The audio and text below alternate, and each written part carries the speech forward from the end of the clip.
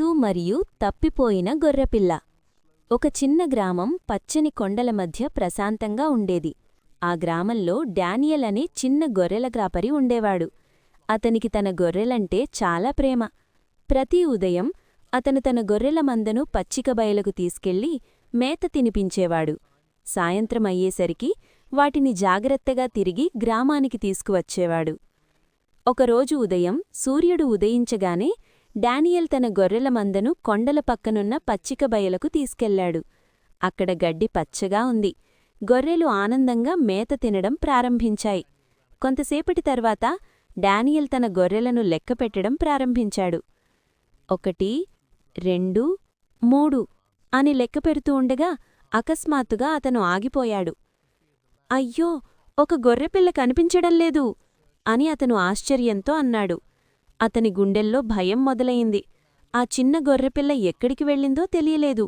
వెంటనే డానియల్ కొండల మధ్య పరుగెత్తుతూ వెతకడం ప్రారంభించాడు. చిన్న గొర్రెపిల్లా, నువ్వెక్కడున్నావు అని అతను పిలిచాడు. కాని ఎక్కడ్నించీ సమాధానం రాలేదు. గాలి గడ్డి మధ్య వీచింది, కాని గొర్రెపిల్ల కనిపించలేదు. డానియల్ చాలా బాధపడ్డాడు. అది తప్పిపోయిందేమో లేదా ప్రమాదంలో పడిందేమో అని అతను ఆలోచించాడు. అప్పుడతనికి దారిలో ఒక దయగల మనిషి ఎదురయ్యాడు.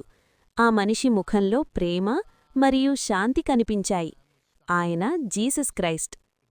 యేసు మృదువుగా అడిగాడు, బాలకా, నువ్వెందుకింత ఆందోళనగా ఉన్నావు? డానియల్ బాధతో చెప్పాడు, నా గొర్రెలలో ఒక చిన్న గొర్రెపిల్ల కనిపించడం లేదు. నేను చాలా వెతికాను, కాని అది దొరకలేదు. యేసు ప్రేమగా చిరునవ్వు చిందించాడు. చింతించకు, మనిద్దరం కలిసి వెతుకుదాం అని అన్నాడు. వారిద్దరూ కలిసి కొండల మధ్య, చెట్ల దగ్గర, పొదల దగ్గర ప్రతిచోటా జాగ్రత్తగా వెతకడం ప్రారంభించారు. కొంతసేపటి తర్వాత వారికొక చిన్న శబ్దం వినిపించింది. మే మే బారా శబ్దం వచ్చిన దిశగా వెళ్లారు.